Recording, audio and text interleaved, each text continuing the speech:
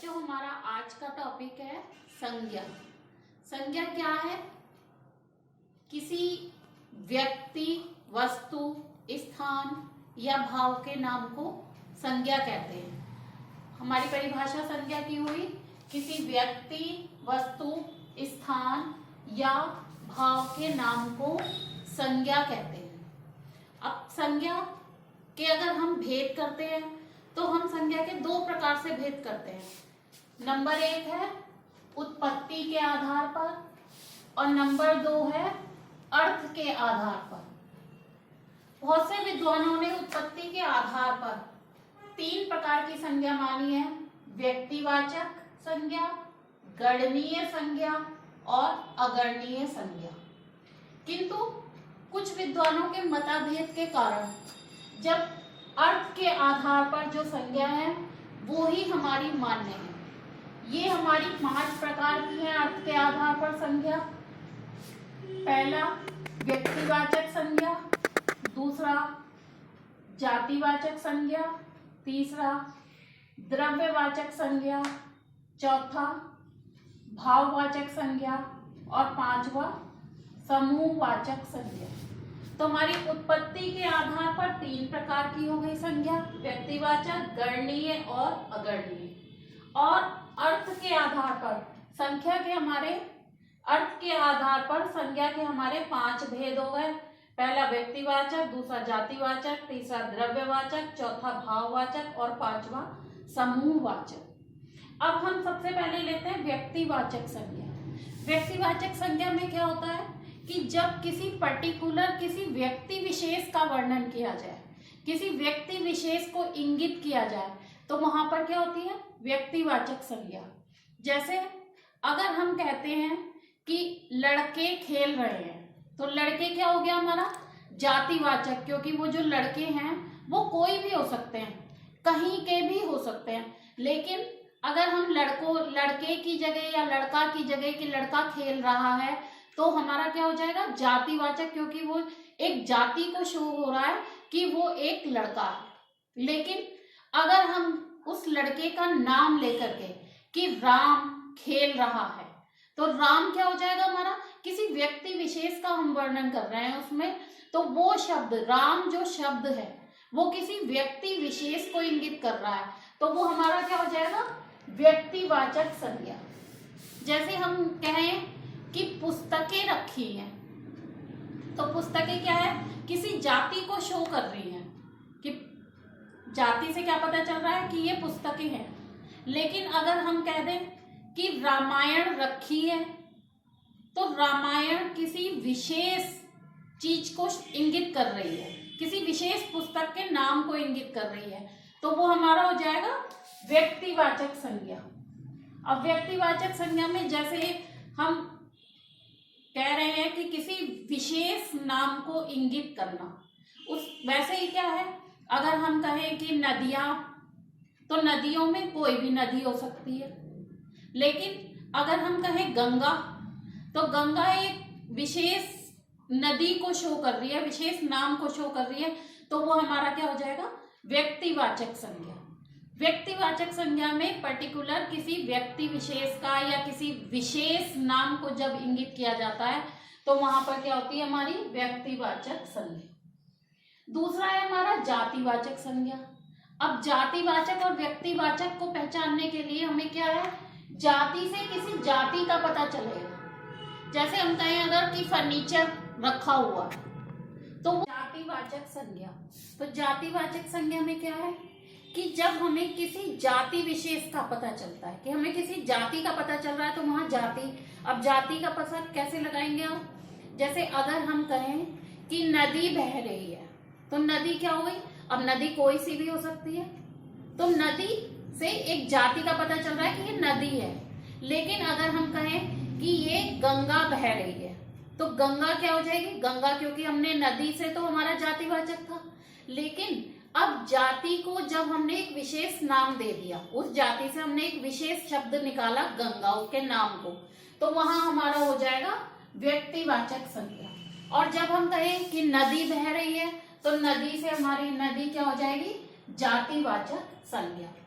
अब क्या है कि अगर जैसे परिवार, अब हम लेते हैं एक उदाहरण परिवार, कि मेरा परिवार बहुत सुखी है, तो परिवार के आगे क्या है, मेरा परिवार। अगर अंडरलाइन करके पूछा जाए कि इसमें संज्ञा कौन सी संज्ञा है, तो मेरा परिवार, क्योंकि वो पर्टिकुलर मेरा है, तो वहां पे क्या हो जाएगा, व्यक्तिवाचक संज्ञा। लेकिन अगर ये कहा जाए कि प्रत्येक परिवार को सरकार की तरफ से अनाज फ्री मिलेगा, तो वहां पर क्या है, प्रत्येक परिवार तो है, लेकिन प्रत्येक परिवार कौन सा है, हर एक परिवार हो गया, तो वहां पर हमारी हो जाएगी जातिवाचक संज्ञा। तो थोड़ा सा अंतर ये हो जाता है कि पर्टिकुलर जब मेरा परिवार था तो मेरा मतलब मेरा व्यक्तिगत हो गया था, लेकिन जब प्रत्येक परिवार है तो वो कोई सा भी परिवार हो सकता है, तो वहां पर आ जाएगा हमारा जातिवाचक संज्ञा। उसी तरीके से क्या है, अगर हम कहें फल, कि फल रखे हुए हैं, अब पूछा जाए कि फल में कौन सी संज्ञा है, तो फल कोई सा भी हो सकता है, आम भी हो सकता है, केला भी हो सकता है, अंगूर भी हो सकता है, कोई सा भी हो सकता है, तो वहां पे क्या आएगी हमारी जातिवाचक संज्ञा, क्योंकि फल क्या है, किसी जाति को शो कर रहा है। लेकिन अगर हम कह दें कि आम रखा हुआ है, तो आम क्या है, फल से एक विशेष फल को उसने विशेष फल के नाम को इंगित करा, तो वहां हमारा हो जाएगा आम क्या हो जाएगी, व्यक्तिवाचक संज्ञा।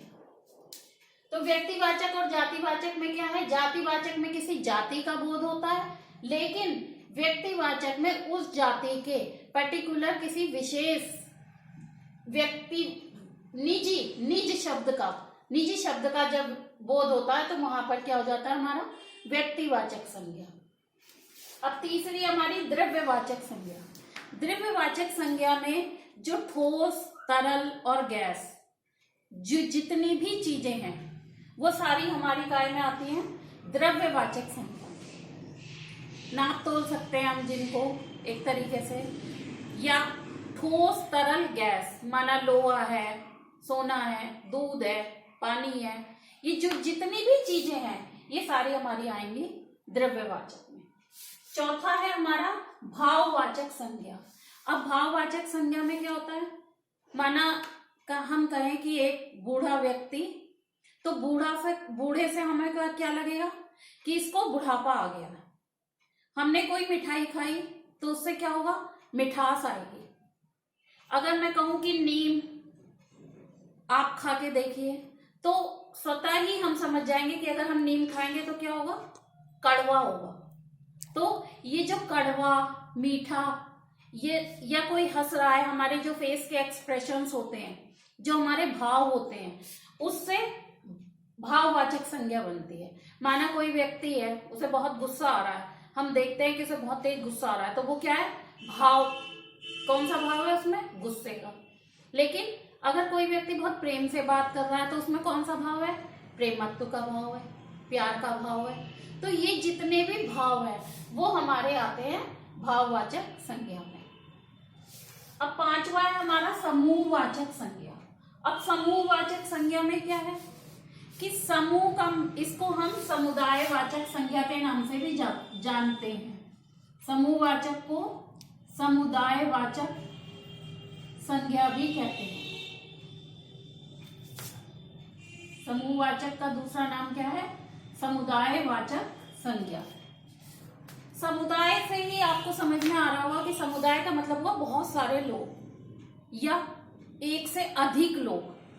माना अगर मैं एक उदाहरण लूं कि कक्षा चल रही है और कक्षा के नीचे अंडरलाइन कर दी जाए और आपसे पूछा जाए कि इसमें कौन सी संज्ञा होगी, तो कक्षा में क्या होगा, कभी एक बच्चा तो होगा नहीं, टीचर भी होगा, बहुत सारे बच्चे भी होंगे, तो वो क्या आ गया हमारा समुदायवाचक संज्ञा, या उसे हम कहेंगे समूहवाचक संज्ञा।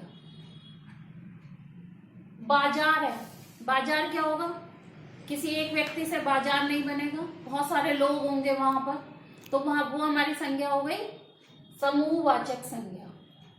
जुलूस, अब माना कोई जुलूस निकल रहा है या कोई रैली निकल रही है, मैं कहूँ रैली है या जुलूस है, तो जुलूस क्या है, एक व्यक्ति तो निकालेगा नहीं जुलूस, उसमें क्या होगा, बहुत सारे लोग होंगे, समूह में होंगे, तो वो हमारी हो गई समूहवाचक, जिसको हम समुदायवाचक के नाम से भी जानते हैं। परिवार है, तुम्हारा सेना है, सेना भी में क्या होगा, कोई एक जवान तो होगा नहीं, कैप्टन भी होगा, सिपाही भी होंगे, तो बहुत सारे लोग मिलकर के जब एक ही तरीके के समुदाय के होते हैं तो वहां क्या होता है, समूहवाचक संज्ञा के नाम से जाना जाता है, या उसे हम समुदायवाचक संज्ञा भी कहते हैं। अब इन्हीं पांचों संज्ञाओं को अगर हम उत्पत्ति के आधार पर देखें तो उन्होंने 3 करे थे कि व्यक्तिवाचक संज्ञा क्या थी कि जब किसी व्यक्ति विशेष का वर्णन जहां पर हो, किसी शब्द से किसी व्यक्ति विशेष का पता चले, तो वहां पर क्या हो गया, व्यक्तिवाचक संज्ञा। और बाकी जो 3 प्रकार की थी, गणनीय और अगणनीय। गणनीय यानी कि जिसकी हम गणना कर सकते हैं, जिनको हम गिन सकते हैं, जिनको हम नाप तोल सकते हैं या गणना कर सकते हैं। जैसे हम दूध 1 किलो दूध है तो उसकी हम गणना कर रहे हैं, 20 आम रखे हैं उसकी हम गणना कर सकते हैं, तो वो सारे हमारे आ जाएंगे गणनीय संज्ञा में। और उसके अलावा जितनी भी